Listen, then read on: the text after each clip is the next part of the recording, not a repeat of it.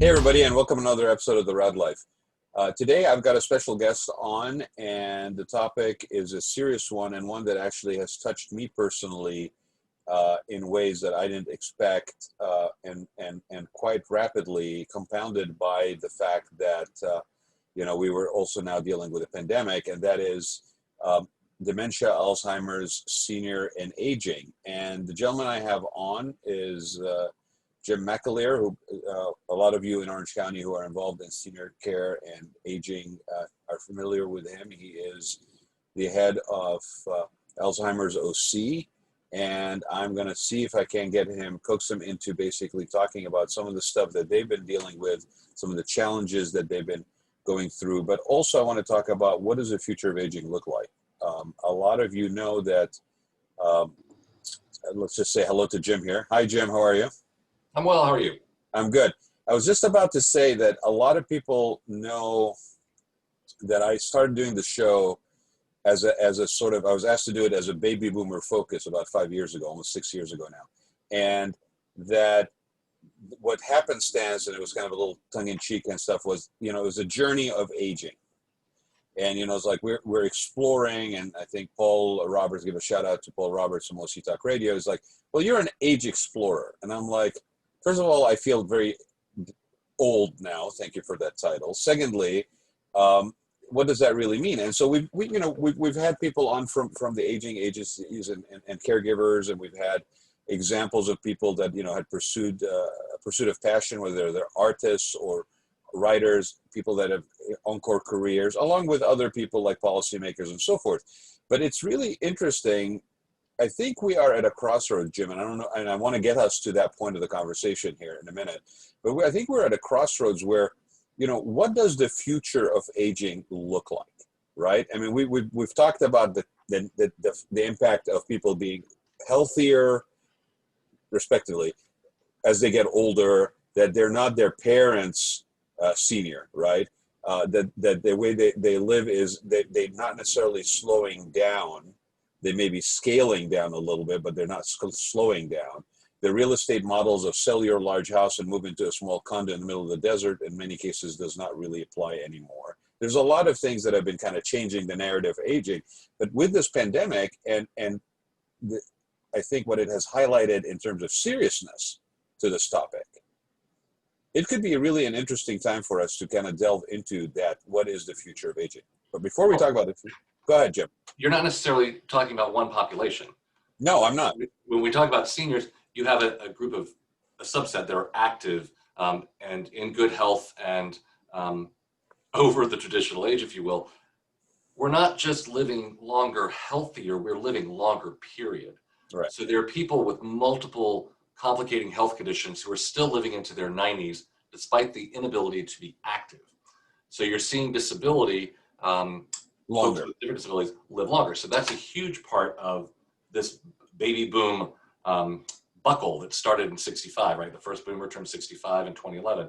Yeah. Now we're seeing this massive growth in that age group. And it means we're seeing more active seniors, we're seeing more disabled seniors, we're seeing more poor seniors, more at risk of food insecurity, transfer of wealth. All of those complexities are staring us in the face. One of the largest growing category of homeless. It is. And in Orange County, 65 and older is the only demographic that is growing in this county. Every other age demographic is actually reducing while the 65 and older category is growing. Yeah, and if somebody who's listening doesn't believe that, go take a look at how many elementary schools have been mothballed. Basically, talk to the districts, right? It's a very fascinating time, and I'm going to ask this question. I already know what the answer is because we have been harping on this for as long as I've been involved with seniors, since 2008 at least. Okay, and that is, are we ready to handle what's coming? Well, again, that's a broad question. Short answer, absolutely not. Okay. If you look at just my part of the universe of aging, memory loss and dementia, it's the most expensive disease condition to support a person through, right? So if you're talking $72,000 a year for institutional care, which I'm not recommending, but it is a place a lot of our folks go, it's going to cripple Medicare as these numbers of people just go massively larger. So we're not looking yet at the innovations like, well, what about paying for in-home care so people can stay in their homes longer? What about providing respite for caregivers so they can not burn out and blow a gasket? Until we start looking at those innovations of care, until we start looking at becoming entrepreneurial in how we actually utilize our healthcare resources, we are going to be hopelessly unprepared. If you look at what funding is available for basic services, we're still dealing with food insecurity, housing insecurity, homelessness. We're not getting to quality of life stuff, right? There's not a lot of grants out there to say, let's help these folks really engage in life or re-engage with work if they want or whatever. There's not a lot of money for that. We're still focused on survival for seniors. Yeah, to say nothing about preventive, right? I mean, we don't even operate that way. We operate at a triage level, with limited resources, and then, hold it together with twine and rubber bands. I mean, in some cases, right? So and we're joking and we're laughing, but it's a very serious matter when you start looking at the numbers. And I know you're very, very acutely aware of this, and the fact that with increased diagnosis capability, that also is increasing the number of people that are now diagnosed with things like Alzheimer's, dementia, and even within that category of memory loss, there's so many other layers. It's not a one-size-fits-all, which again, are we really addressing these issues of aging and challenges that people as they age are dealing with in the nuances of a one-size-doesn't-fit-all, or are we trying to basically just use blanket approaches? Have you noticed a difference in that? You've been involved in this for a long time. In this gig for 16 years, talk about senior. So I think pilot projects happen all the time, right? We do them, other people do them, that deal with a specific subset of the aging population, or a disabling condition, or an ethnicity, sexual orientation, income level. There's a lot of those kind of pilot things that are designed. Wait, hold on. Are you telling me there's diversity in Orange County? Oh, come on now. We have the second largest population of Vietnamese outside of Saigon. Right. We have a ton of folks, and I'll go by languages here, who speak Farsi, Tagalog, Korean, Japanese, several different versions of Chinese. And I could go on. I think people make a mistake when they think of Orange County as the Real Housewives, right? It is that in places, but it is also incredibly diverse from an income standpoint. Right. We have a huge low-income population as well as an affluent population. From an ethnic standpoint, from a gender identification standpoint, sexual orientation standpoint, yes, there are those here who are gay and lesbian. It is not what is shown on TV, I think, the most convenient. My mind just went to, Queer Eye for the Straight Guy and a version of OC Housewives that's a senior version, like the Golden Girls, right? I'd watch both of those. Yeah, I would watch both of them too, and I think we could probably pitch them to the aging population that's happening.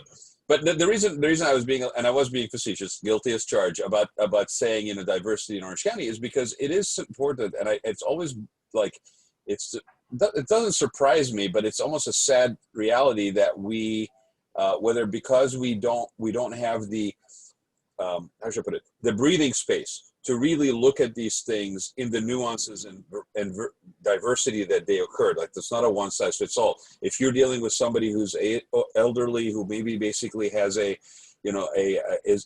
religious or spiritual in their own faith, and you have a caregiver that's coming in, everything from nutritional habits to appropriate behavior to, prayer times to whatever it is, right. Whether you're Buddhist or you're Baha'i or you're whatever, those are all nuances that, especially as you are older and you're being cared for, become even more meaningful for you. Right. And increasingly tend to be taken away from you without your desire, permission, or wants. So if you look at, for example, what often happens for us is we want to serve somebody who identifies as Latino. Let's say they identify as Mexican Latino. So we take a really nice training that's in English and we translate it. That doesn't work. You have to start from the ground up with who your audience is in mind and deal with cultural ideation, all of those kinds of things. Because what reaches me is not going to reach a woman who was raised in Juarez, who is 65 years old, who's been in this country for 20 years. You mean Google Translate doesn't just do it for me? Oh, absolutely not. I mean, it's a start. It's better than nothing, but it's certainly not the But way to but go to expand. but it is important. I mean, and that's language and communication, right? I mean, to say nothing about sort of respectful layers of communication in different cultures and so forth.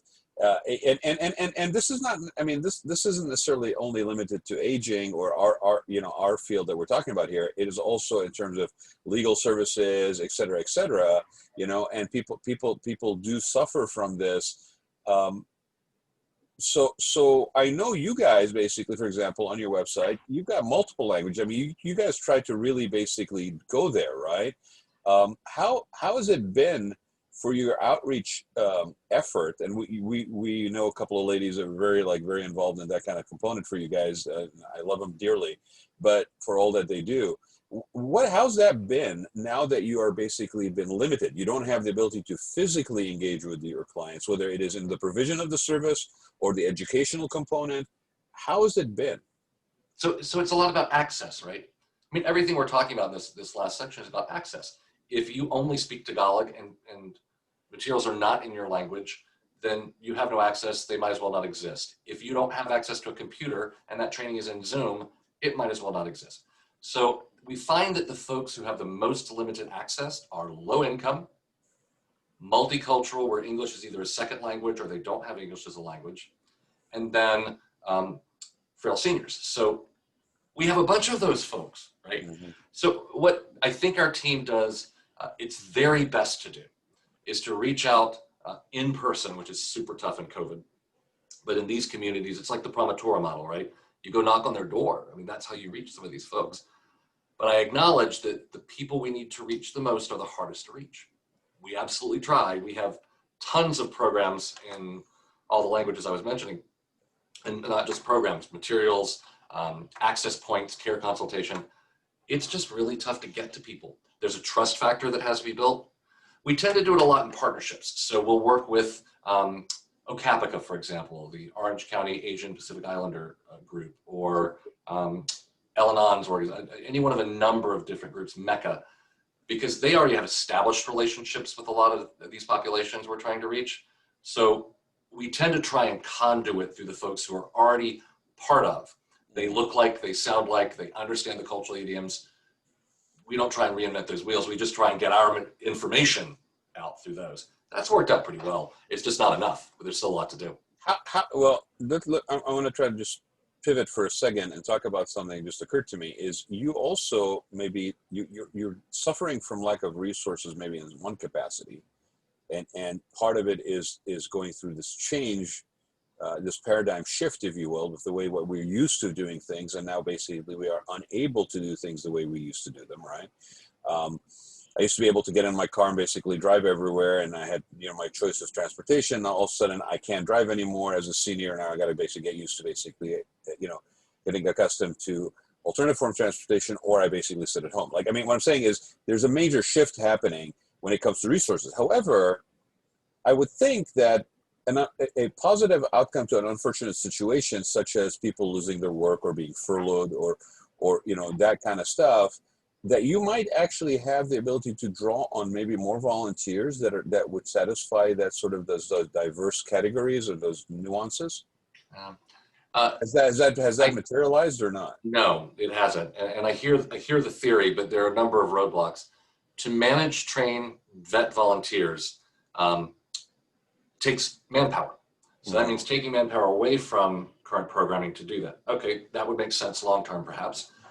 When the mediums that we have for those volunteers to work in are mostly remote, I don't have enough work for them. I don't have enough established conduits to reach these folks to effectively deploy. I can't deploy all the volunteers I have. We have a fair number of volunteers who culturally identify with the people who we're trying to serve. It's hard to put them to work. I have to make sure they have a computer, they know how to use it, all those kinds of things. But we talked about this earlier, and I think we are going to have to continue to learn how to reinvent ourselves. And that's one area where we're going to have to grow if we're going to be effective. If we're going to continue to do at least part of our work remotely, we've got to get better at reaching people, making sure they have technology that they need, and those kinds of things. So well, and learning how to do things in a different way and a new way is one of the hardest things for a nonprofit to do. I mean, I'd say it's one of the hardest things for anybody to do. yes, but I've served on enough boards to tell you that it's a very interesting thing, because I think people, their heart is in the right place. They get engaged into the process, into the thing. They get comfortable in how they're basically satisfying both their contribution to the effort and how things are happening. And you see it on occasion where people just basically, you guys are just moving into too much of the next generation, and I got to walk away because I can't deal with this anymore. But this is really, I mean, and it seems almost repetitive and redundant at this point after 6 months or more of dealing with this. COVID may have caused damage. I'm not taking away from that, but it has also done something else that I think is more prominent in my mind. It has accelerated so many things. It has accelerated the need for change. It has accelerated, a shift in the economy. It has accelerated economic engines that we should be looking at versus the ones we have gotten almost complacent and dependent upon, right? It's really crazy in that capacity. Now, you guys are operating pretty much, I would assume, in a lot of cases remotely, right? I mean, you look like you. Certainly, with the exception of our, I'm in the office a couple of days a week, with the exception of our residential programs, which obviously are not remote.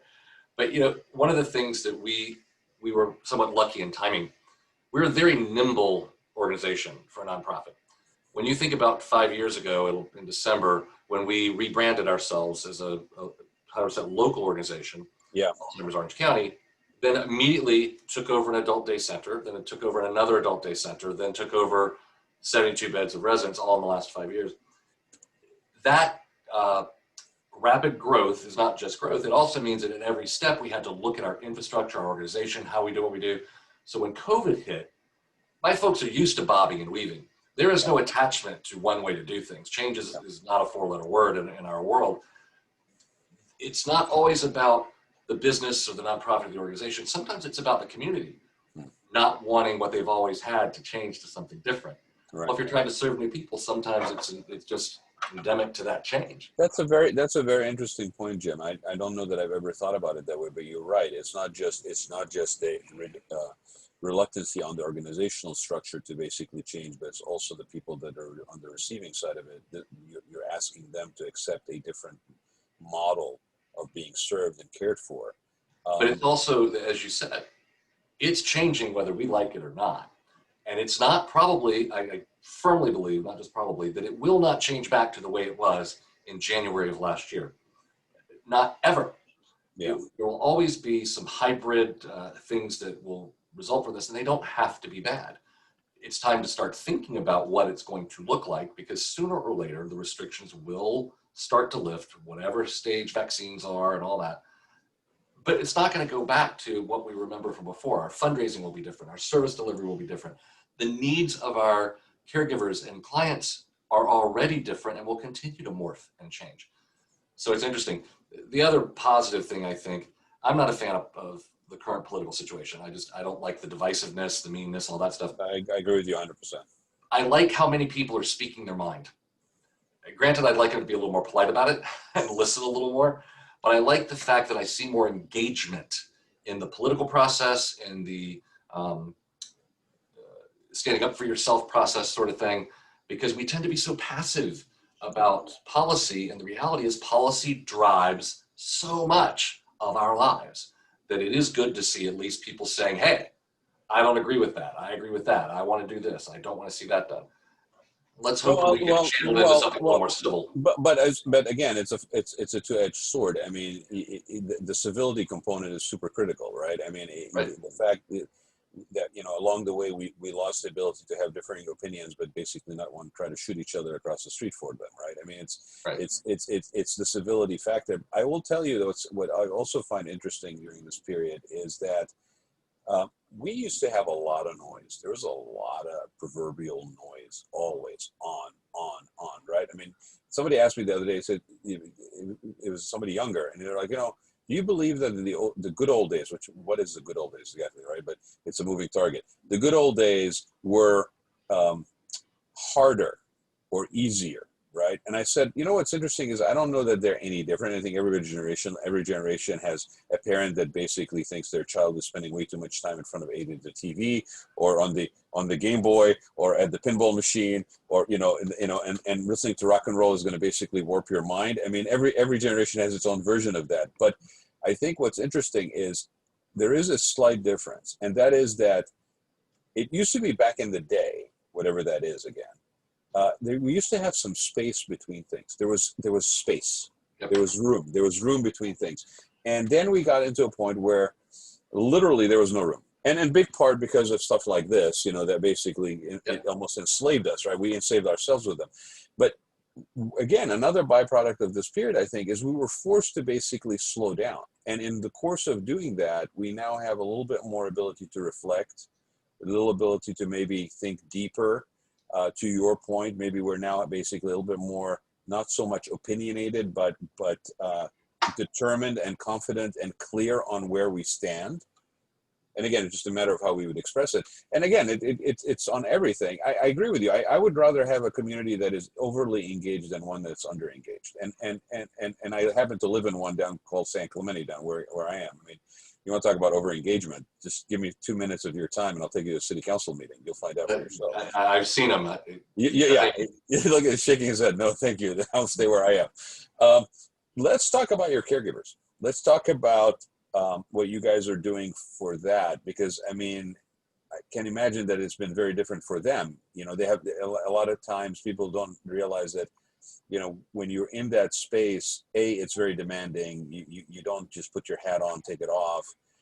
They're very involved, and you have a personal relationship with the people that you're caring for, right? So how have they been? How have they fared through this? So, like most things, it's really hard to sum it up as a they, right? Because every we're generalizing. Is completely different. Most of them have lost their forms of respite. Let's say that a husband and wife are living together in their 80s, and their daughter used to sometimes provide respite. Well, she's lost her job, or she's now homeschooling her kids through Zoom. And I can go through a million different ways which they've lost respite. Perhaps they're still working and either their job's at risk or they've had to relearn how to do it remotely. They've had to figure out how to get groceries into their house. Maybe never having used Instacart or not knowing what it is or not having good internet access or whatever. Right. So I think there's just a great deal of fear. I think that has diminished somewhat, by the way, as we've gone through this and people understand what the scope is more like, right? That there are 167 people in the hospital today in Orange County. And while 50,000+ have screened positive, we have lost less than 2,000. I'm not minimizing COVID in any way, shape, or form. Wear your mask. But I think for seniors, it's not the same level of crisis that it was at the very beginning when there were so many unknowns. So it's a mixed bag. Yes, exactly. Exactly. It's interesting, right? I mean, somebody could be caring for somebody and now all of a sudden their reality, their life, and sort of that safeguard that allowed them to perform that is now in jeopardy. They don't know where their job is. They don't know, where they're going to be able to provide. You also have, like you were talking about, income disparity. You've got people that have never used these apps that we take for granted, and over time, obviously, the human condition adapts as much as possible, right? So we learn some of these new skills, but it's not just a given. It's not just a given that people out there are dealing with the same challenges they were dealing with before when it comes to this. Picture you're the member of your family that you love dearly. My partner, Chris, and I spent the first 2 months of COVID 24 hours a day, 7 days a week in the same house. Yeah. It was amazing there's not a graveyard in the backyard. Now, he didn't ask me the same question 30 times in an hour. I didn't have to assist him with toileting or bathing or any of those things. So even though you may dearly love the person you're providing care for, 24/7 is a lot. And as we've gone further and further in this process and more time, I think people are being whittled away. Jim, I have not shared this personally on any of the shows, and I have been really kind of struggling a little bit with a desire to do this, but I have not, and I'm trying to think what the appropriate format would be, that's really what's holding me back. But I will share with you personally. I mean, a lot of people that have been following me and following the show know that my mother passed away in May. My dad, which basically my mother was a primary caregiver, and she was a friggin' saint. I don't know how this woman basically did it, because my dad is a handful, just not in terms of, a grumpy old man, kind of like, Walter Matthau handful, but he's dealing with a lot of stuff. He's got dementia. He is not far gone enough to basically not have the frustration maybe that comes with it. He's aware that he's forgetting. There's these nuances that we were just talking about earlier. His short-term memory is, which is not unusual. His short-term memory is what's really at stake. He used to be an avid reader. Now he just basically constantly creases the page and just flips through the pages and doesn't really read. He's dealing with frustration. He's dealing with depression because he lost his spouse of over 50 years. He's in a house that he built, but he's now feeling a little bit imprisoned by it because he's really not doing anything. And then us as children, and grateful, and a shout out to my sister that you could have siblings that have very different mindsets of how and what should be done, right? And grateful that that's not the case in my case. But you said whittling away, and that is a very, very good way to describe it. I mean, it's been over 12 weeks. Okay, we're going into like another month now, and then more weeks get added, and it's a marathon, but it's not even a short marathon. It is, because the alternative of not being in the marathon is that basically your loved one has passed. And even then, you're now basically dealing with the fallout of all of that. But while you're going through it, I've learned that I'm a lot more resilient than I thought I was. I've learned that I'm a lot more patient than I thought I was. And I also realized that I needed a couple of places where, I could basically go and scream because you're right. It whittles away. And that's nothing to say about, you're running your own business. You're trying to continue to be engaged in your community and do what you do that gives you joy and sense of fulfillment.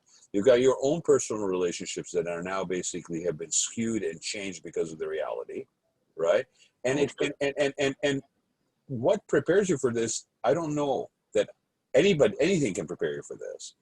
But when you're now basically additionally isolated because of the safety needs and the social distancing, it just compounds the issue. So it doesn't come with an encyclopedia. I've done this job for Why, damn it? Why? Well, I like to think we're the encyclopedia. We just have to figure out how to get people to us. So I've done this job for 16 years. For me, that's a long time. 16 years. So you would think I would have it down, right? So my sister-in-law had younger onset dementia. She passed away this past April at 50 years old. I'm sorry. Thank you. And I managed a great deal, the majority of her care for the last 6-9 months of her life. And I did not know what I was doing. Now, could I have told you what I think resources are and where to go? Sure. Did I know where resources were? Absolutely. But the emotional side of trying to care for her teenage children, her husband, all of those, my part, all those things, there is no way to know in advance how you're going to do that. And there's many a night where I sat in my backyard and cried my tears over my beer because it was just awful, right? But at the end of the day, I think you said it. I was stronger than I thought I was. This journey was harder than I thought it was. And I've been through grandparents with it. I've watched lots of people who lose loved ones. Some of them were very close to me. But doing it firsthand is a whole different world. And you think that's what it was that was different about this, is that you were like right there the first? It's my family. There's no one step removed, because no matter how much I love the people that we work with, I still go home to my house. Right. Well, I went home to my house and there she was. Right. So yeah. You were never off. I mean, it's stuff that's small, but the way you respond to it becomes even very amplified. Like yesterday, I mean, first of all, let me tell you, I mean, this, I'm going to share it with the people that are listening. It is an arduous exercise to filter through very well-meaning care agencies, caregivers, find a fit, right? And then not only find a fit, but then find a fit that will then last as you now get settled into the caregiving. And it took us a good almost 8 weeks to even get the thing scheduled to where we had almost around the clock coverage. Right. And the reason why we did that, and grateful to be able to do it financially, grateful to be able to have the wherewithal 20 years ago when we built their house for them, that we incorporated things that I knew professionally to, you know, have an aging capability in that house. I mean, I walked around for about 3 weeks when this thing first started, Jim, saying, I have no idea how people do this in a condo or in an apartment, right? You know, and Went up and downstairs. And with an up and down stairs. So very grateful for that. But then again, you know, something like your father's coughing, and you're like, well, was this just coughing, or is he, you know, coming down with a cold? He's got a whole slew of medications that he's on. Can I give him emergency? What about the cough medication? Is it going to have an implication? Is it going to have, you know, who do I call at 9 o'clock at night to get that clear the answer?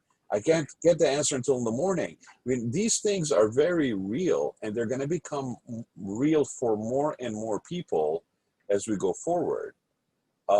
So I appreciate the candor and the vulnerability, Jim, by the way. Thank you for sharing that. Well, and my family has not only given me permission to do that, they've encouraged me to do that, because they believe the only way that we'll see change is if more people talk about what you and I are talking about today. That it is personal, it is visceral, and it is tough. It is tough. So yeah, I think for both of us, I mean, we're walking the walk. Well, and you know, you and I are sitting here as examples, but you know, I look around. There's a lot of like Gen Xers. There's a lot of, you know, bridge generations. A lot of multi-generational households that are really, you know, whether they became multi-generational because of COVID, because they pulled together, because before then they were able to maintain the connection, but, you know, physically be apart, and then now they needed to basically make sure that their small circle was clear and COVID negative, and basically now that was the way to basically care for people. I mean, you know, your whole life basically stopped in multiple ways. I think it is our duty to share that. I really do. I think it really is. I want to ask you something that I don't want to really dwell on it, but I want to ask you something that kind of caused you and I to basically connect on and schedule you know for you to basically be on the show. And thank you for doing that. I know you. I want to acknowledge that, because it's not like you got a lot of time. You've got a lot of work on your plate under normal circumstances. I cannot imagine what it's like now, and so I really appreciate taking the time. But I want to talk about this. What do we do to actually also have this topic and things like, you know, reduced cognitive capabilities and things of that nature, right? What do we do? How do we go about making sure that this doesn't become a joke? That this is you know, this has dignity. That this is addressed in society, not just in the policy side of things. What do we need to do? Are we just going to have to wait until everybody basically is touched by this for them to get it? Well, if you look at who's touched by it, most people already are at some level, maybe you know, a grandparent rather than a parent, but it definitely hits everywhere. But I would posit that it's not really about addressing dementia. It's about addressing the broader issues of aging, because if we did it more holistically, we would be addressing the issues of dementia. I mean, and for those who are wondering, like, why are we talking around this topic? Look, I'm just gonna come out and say it. I'm not gonna call the person out, but there was an incident recently locally where somebody basically put out some form of banner that basically called out an issue of dementia and used it as almost like a political whipping board, you know, of undermining the credibility of somebody. And the irony is, it doesn't really matter which candidate it is, right? I mean, people know that it's probably about the general election. It doesn't really matter which candidate it is. Whatever happens in November, we will have the oldest president we've ever had in our lives. Right. And so the issues, ironically, apply across the whole gamut. And I've been looking at elected officials. I got to tell you, there's a lot of bodies with a lot of people that are approaching that age if they're not already there. So how do we as a society, it's a 64, you know, it's $1 million question. How do we as a society show reverence to people as they get older, show dignity? So the problem with that sign, that banner on somebody's house, it's not that they raised the issue of, does this person have a cognitive impairment? It's that they used it as a pejorative, like, look at the nasty dementia patient sort of thing. Right. So it's the respect piece that was missing, certainly for me. I think that as more of us age, we will be more vocal. My hope is that we'll be stronger advocates. It's, as I mentioned earlier today, I like the fact that people are using their voices. I wish we could figure out how to mobilize more senior voices, because the seniors are a huge voting bloc. They vote a lot. Yeah. So figuring out how to give them the tools they need to tell their elected officials, don't cut my Medicare, or whatever their belief system leads them to believe about healthy aging in place in their homes.